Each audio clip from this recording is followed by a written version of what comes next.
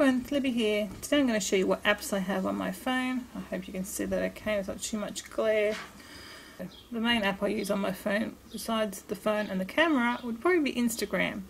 I check that most days. Why have I got a blank photo? Oh, there we go.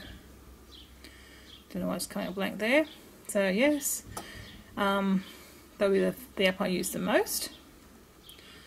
In the photography section, there's various different ones I use from time to time. Recently I've been using this collage one, which comes up with pop-ups, to do little collages for my YouTube channel. And sometimes I'll play with the quote ones and the weather ones, but yeah, there's more a playing around one. And I have the Snapfish app, which I haven't really used that one yet. And sometimes I'll use Flipagram to make if I've got a lot of photos I want to put into one go.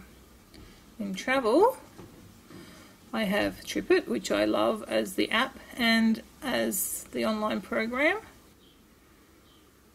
Oh, there you go. I didn't know. I've got the cruise one in there.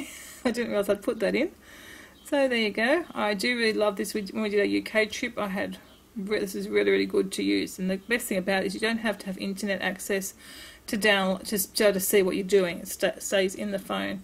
But when it's got internet, it'll update with the internet. So if you're planning a trip, definitely highly TripIt.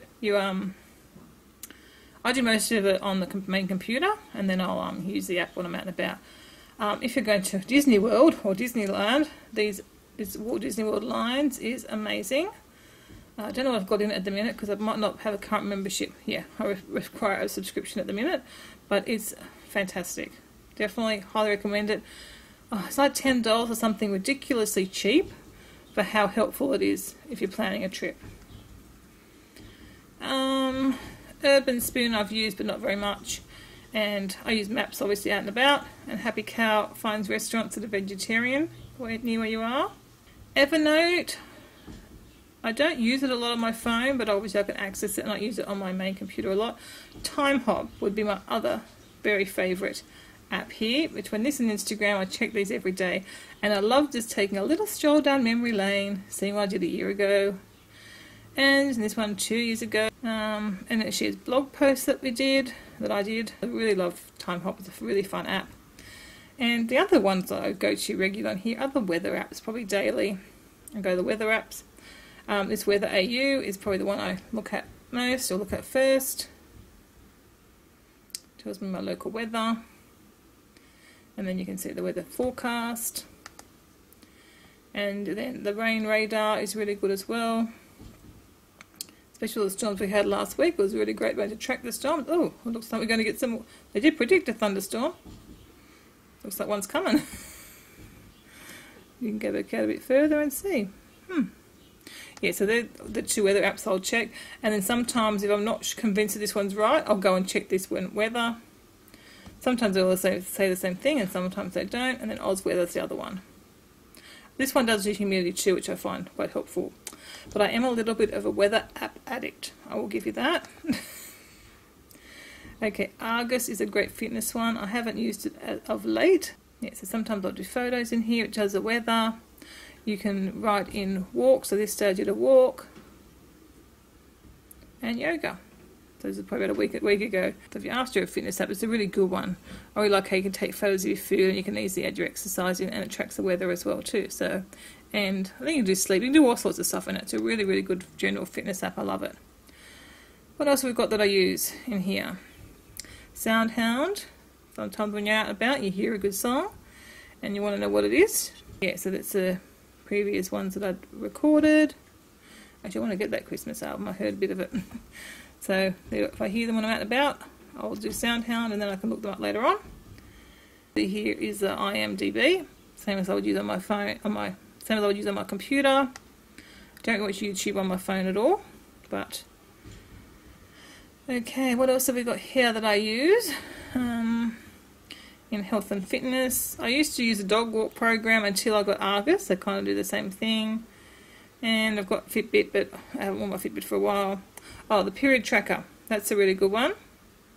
I won't go into it because you don't need to know when I'm going to get my periods. Oh, there you go. It's a fantastic app. It shows you when you're ovulating too, so if you are trying to conceive, you can see the good time of month. But yeah, it's a really good program. Don't really use the shopping apps. Shop Ethical I'll check sometimes. I want to check whether a company is cruelty free or testing on animals. What else do we have here? Oh, the fork over knives. That's a really good one, and it's only an app. And I think it was a paid one. Yeah, it was paid. I don't think it was very much, but then every week you get some.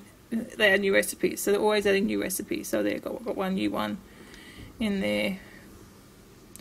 So that's really good if you're looking at doing a plant-based diet, a vegan plant-based diet. Lots and lots of recipes here.